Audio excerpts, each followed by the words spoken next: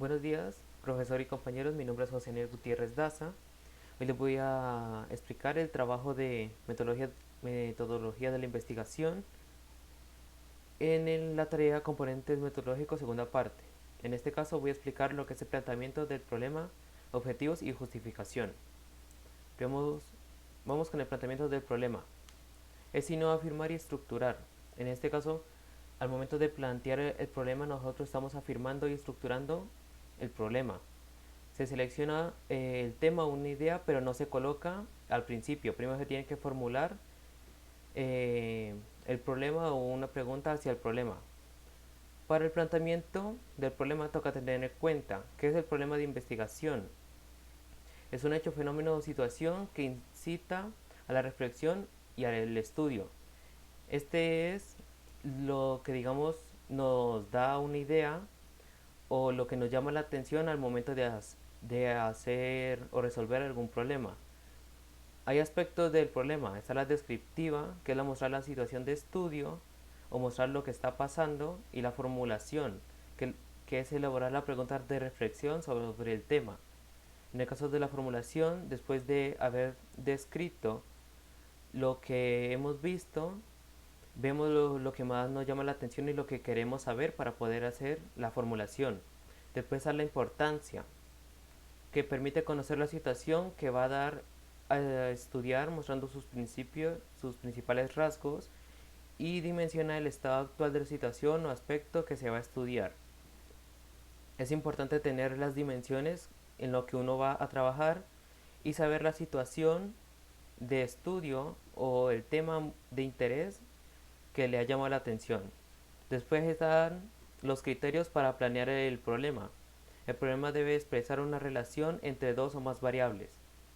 Nunca debe estar una sola variable, ya que es considerable más variables por si surge algún otro inconveniente con esa variable. El problema debe estar formulado claramente y sin ambigües como pregunta.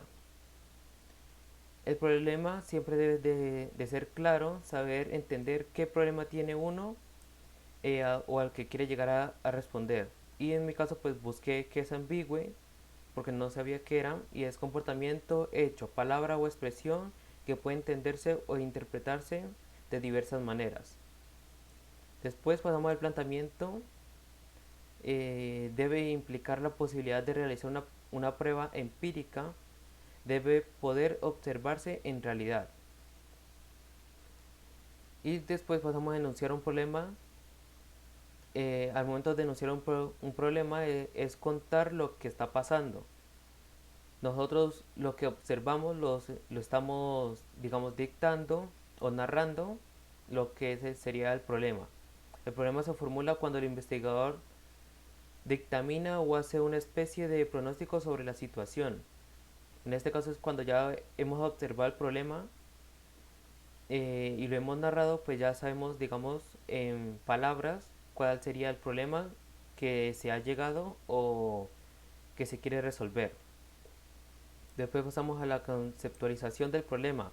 Debe existir como prioridad el interés del investigador por el tema que trabaja, ya que si no hay un interés no se ve una mejor dedicatoria del investigador hacia el tema a trabajar.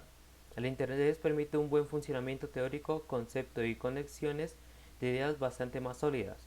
Como el anterior nos decía que el investigador tenía que estar interesado, si el interés es bueno, las ideas van a ser mucho más sólidas. No existen técnicas especiales para la formulación de problemas de investigación, pero tiene su origen en la realidad o en el conocimiento o teorías que se refiere a ella, y se plantea por deducción de consecuencias, vacíos o inconsistencias. O sea que el problema se va a generar por dudas que uno llegue a tener.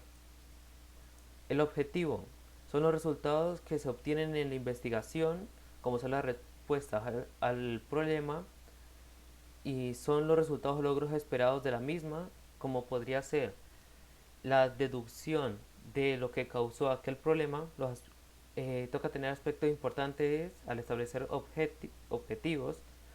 Los objetivos deben expresarse de forma clara y precisa para evitar posibles confusiones. En este caso, los objetivos siempre deben ser muy claros para que así, digamos, la persona al momento de estar leyendo esos objetivos no se vaya a llegar a confundir y entender otra idea. Y se debe utilizar verbos susceptibles alcanzarse durante el desarrollo de la investigación. Algunos de estos pueden ser determinar, describir, identificar, formular, verificar, elaborar, proponer, planear, estudiar y corroborar. Y en la definición es importante hablar de los objetivos generales y específicos. Ahora, ¿qué son objetivos generales y específicos? Los objetivos generales es la esencia del planteamiento del problema y la idea expresada y da respuesta a para qué realizar esta investigación. Los objetivos generales, más que todo, pues son ideas varias que uno no tiene para poder eh, saber por qué se va a realizar aquella investigación. Y hay características importantes como lo que desea conocer, lo que se desea buscar y lo que se pretende realizar en la investigación. Después pasamos a los objetivos específicos, que identifican las acciones del investigador que el investigador va a realizar para ir logrando dichos objetivos. Se va realizando en cada etapa de la investigación y deben ser evaluados en cada paso para poder conocer los distintos niveles de resultados.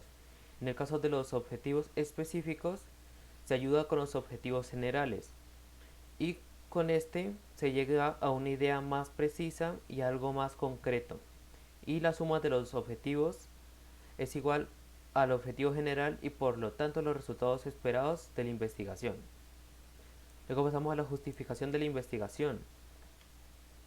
En este caso es presentar argumentos que demuestren la importancia de la investigación, retoma más confianza cuando se ha precedido de la limitación. Las limitaciones son conceptual, universal, cronológica y geográfica. En el caso de la justificación de la investigación, tenemos las ideas y no puede ser una sola justificación sino varias para que esa justificación hacia el problema sea mucho mejor y sea más claro. Luego están las limitaciones, que se clasifican por limitaciones en tiempo, en espacio y en recursos. Las limitaciones de tiempo es el tiempo en el que uno va a durar haciendo aquella investigación o la cantidad de tiempo, meses, horas, años en los que se va a demorar. Por ejemplo, si voy a estudiar el nivel de interés de los estudiantes de una facultad X, en torno a sus estudios académicos debo aclarar cuáles son los meses que voy a tener en cuenta o los periodos académicos o los años de estudio o cuánto tiempo tengo destinado para hacer la investigación. Después están las limitaciones de espacio. En este caso las limitaciones de espacio es el lugar donde se va a realizar aquella investigación, como lo puede ser en el ejemplo anterior, que es la facultad, que facultad puede ser o colegio o universidad donde están estudiantes.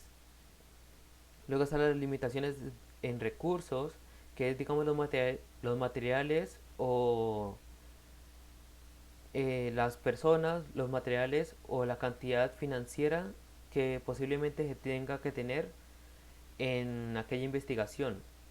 Por ejemplo, digamos, seguimos con los de la facultad, que es, si voy a estudiar el tema de interés de los estudiantes de la facultad X, debo especificar con cuánto dinero necesito, cuántos pupitres o salones u otros materiales que voy a usar para aquella investigación al que quiero llegar a investigar para poderla resolver. Y así finalizaría con lo que sería el planteamiento de problemas, objetivos y justificación. Muchas gracias.